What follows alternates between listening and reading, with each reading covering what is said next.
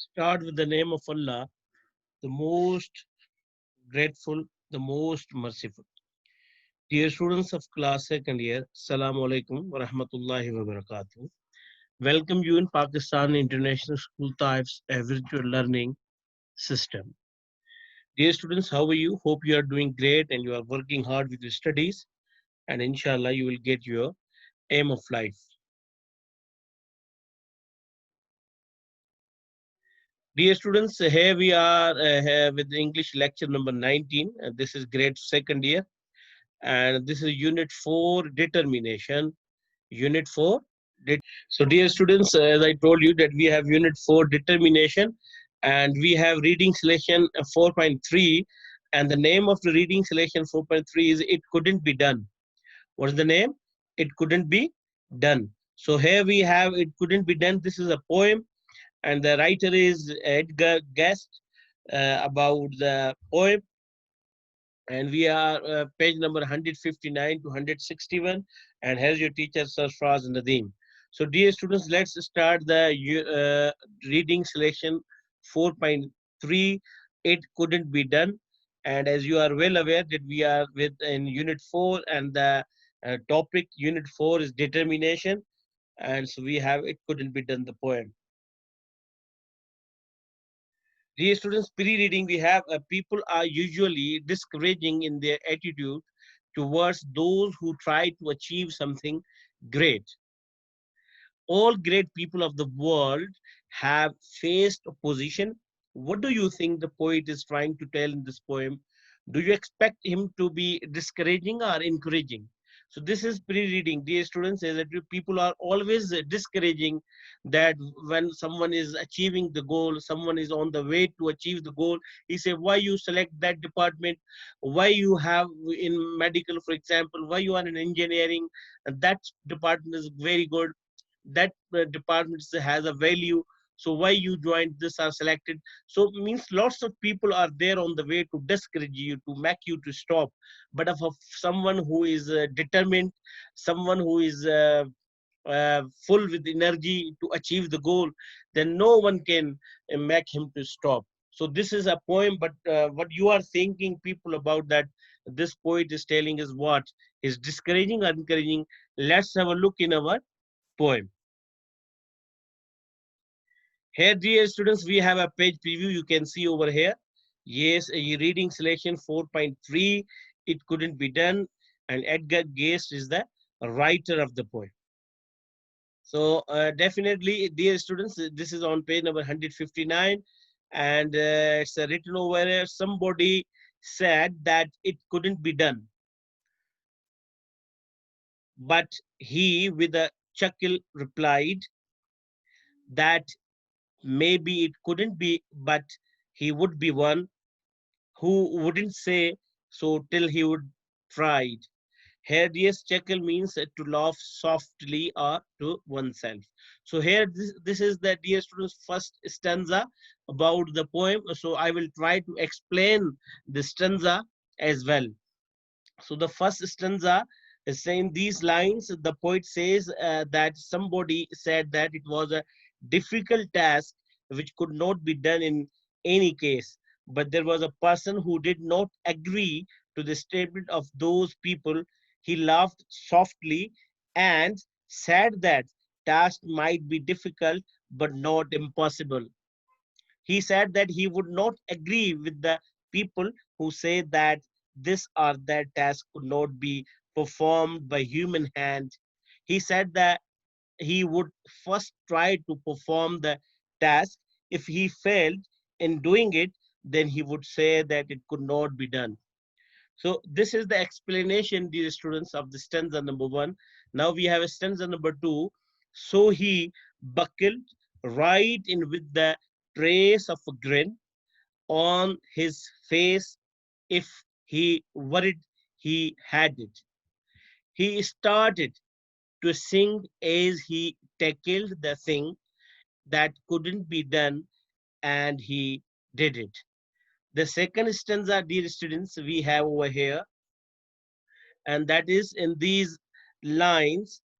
The poet says that the determined person, made himself ready for the performance of the difficult task. He started the work with a broad smile on his face. He did not show any sort of unrest or worry while performing that difficult task.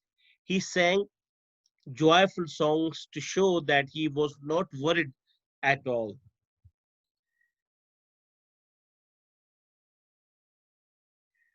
We have page number same. We have the stanza number 3, dear student. You can see somebody scoffed. Oh, you'll never do that. At least no one ever has done it. But he took off his coat and he took off his hat, and the first thing we knew, he would begin it with a lift. Yes, so begin it. Dear students, this is stanza number 3. It is in these lines the poet says that the determined person made himself ready for the task to be done with an expression of pride, broad smile, and without any doubt in his mind. He started to perform the difficult task. He sang. In these lines, the poet tells the readers that some people begin to make fun of the person who tried to make possible the impossible. Definitely, dear students, when you are supposed to start something, somebody scoffed means to mock you, to make fun at you. Oh, you'll never do that. So they're saying that tells the readers that some people begin to make fun of the person who tried to make possible the impossible. They told him categorically, categorically that he would never succeed in performing to task, and nobody had ever performed it before. But the determined man did not agree with them. He made himself ready by uh, tasking taking off his coat and hat and started to perform the seemingly difficult task. So categorically he says that this is not a difficult, means a person who is willing to do, is determined to do. He categorically told, no, it's not an issue for me to do. And number 4 stanza, with a lift of his chin and a bit of a grin, without any doubting or quitted, he started to sing as the tackle the thing that couldn't be done, and he did it. In these lines, the poet says that the determined person made himself ready for the task to be done. With an expression of pride, broad smile, and without any doubt in his mind, he started to perform the difficult task.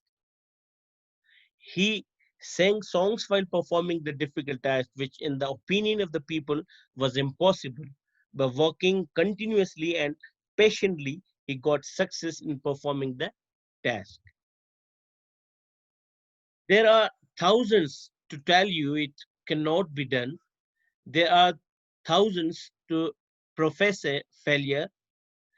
There are thousands to point out to you one by one the dangers that wait to assail you. Now, here, students, in this stanza number 5, here's the in this stanza, the poet tells the readers that a person who performs difficult and impossible task is discouraged by a number of people. They tell him that the work cannot be done. They predict for him that he cannot get success in the performance of the difficult enterprise. Everybody begins to warn him against the dangers and risks involved in it. But just buckle in with a bit of a grin. Just take off your coat and go to it. Just start into sing as you tackle the thing that cannot be done, and you will do it. In the last stanza, dear students, and these lines, in the last lines, the poet advises the reader not to listen to those people who dissuade him from doing something difficult and great. He tells him that he should accept the challenge with pride and confidence.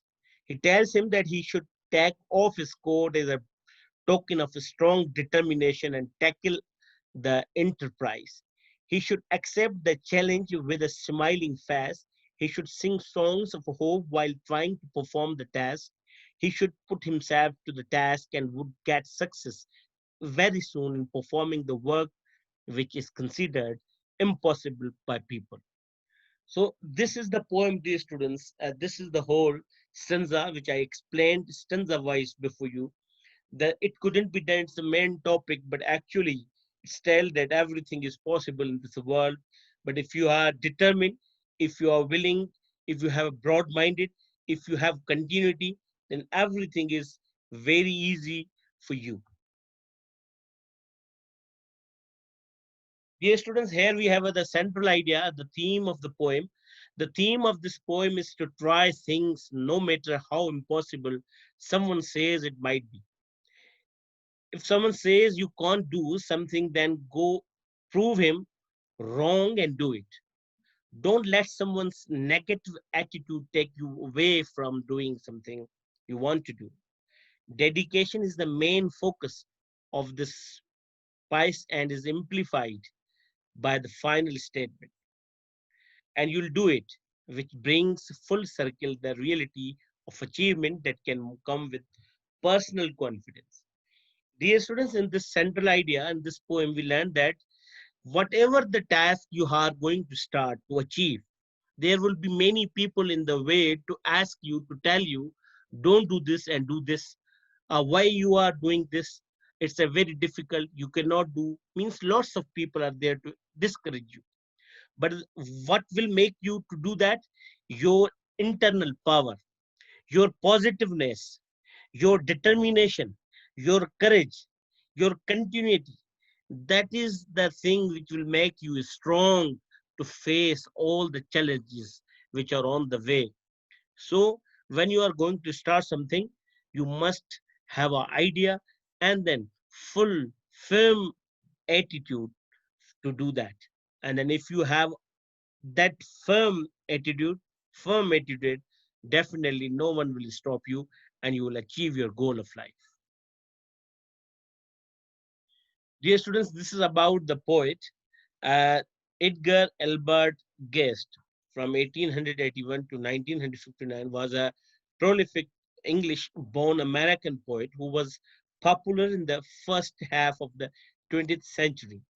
In 1891, Guest came with his family to the United States from England. Known as People's Poet for 40 years, Guest was widely read throughout North America.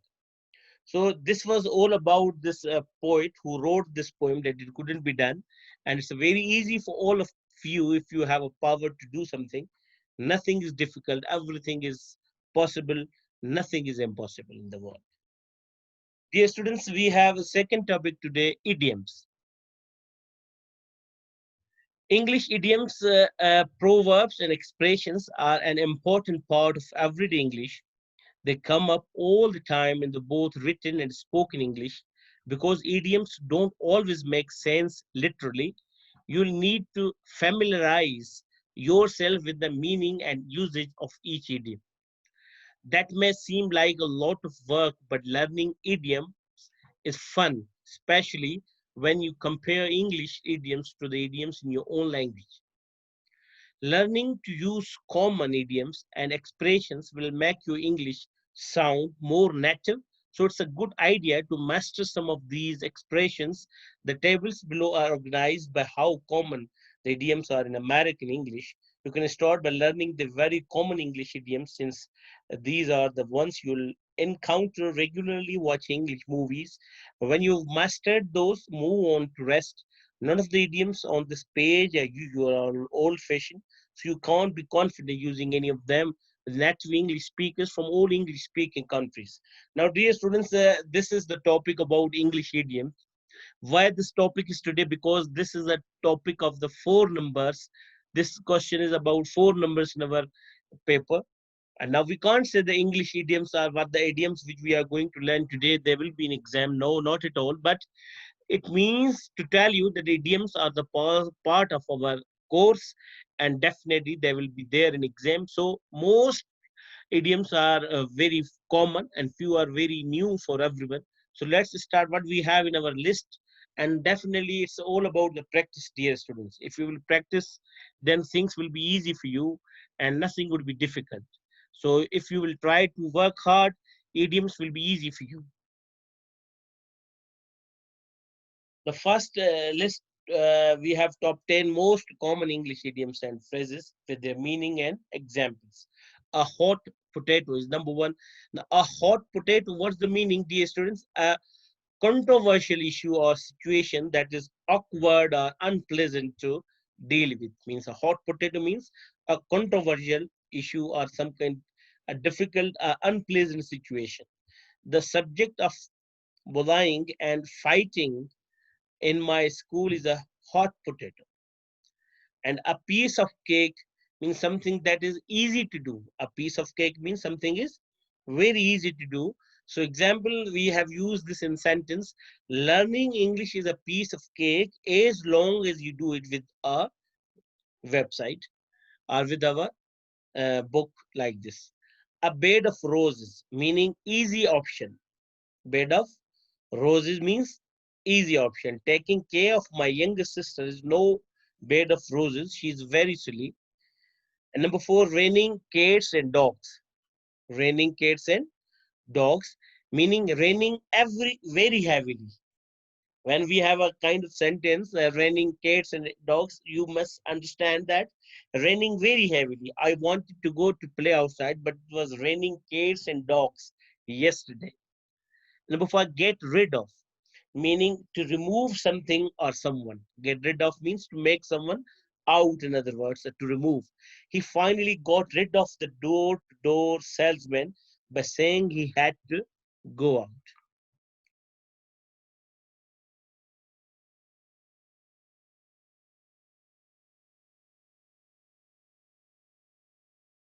So here we have sentence number six, dear students. Once in a blue moon. Once in a blue means very rare. Once in a blue means rarely, very rarely. I go to visit my grandfather only once in a blue moon. He lives in a remote farmhouse. Number seven, devil's advocate. Devil's advocate means one who presents a counter argument.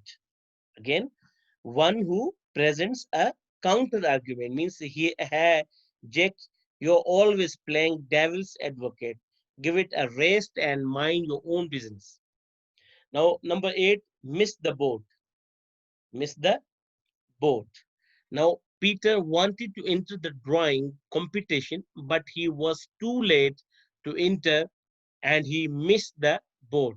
Miss the boat means miss the chance. Means you have missed the chance. Now there is no any option for you to solve that. Number nine, zip your lip. Zip your lip means to stop talking. To stop talking. I don't want to hear another sound out of you. Now do as you are told and zip your lip. So zip your lip means to stop talking. Number 10, apple of eye. This is very famous idiom. Apple of eye means someone very precious or dear. Like every kid in the world is the apple of their parents' eye, eyes, you can say. And number 11, bang for the buck, meaning more value for money. Bang for the buck. We tried that new Pakistani restaurant last night. The food was excellent and the prices weren't too bad either. So we got a lot of bang for our bucks. Means more value for money.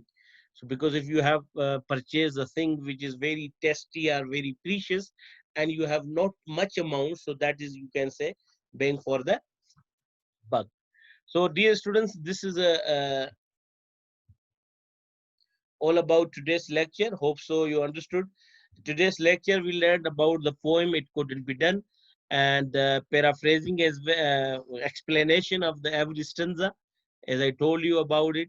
And we learned about the poet, about the theme, and also the central idea, and about the idioms as well, that how the idioms are used, and few famous idioms we used here, the meaning of these idioms, and also their use in the sentence. So this is all about today's lecture, dear students. If you have any query, any problem, you can ask me on Zoom. I'm available. And if you have any query, any problem, you are free to ask. So this is all about today's lecture, dear students. See you, inshallah, tomorrow for the next lecture. Till then, Allah Hafiz.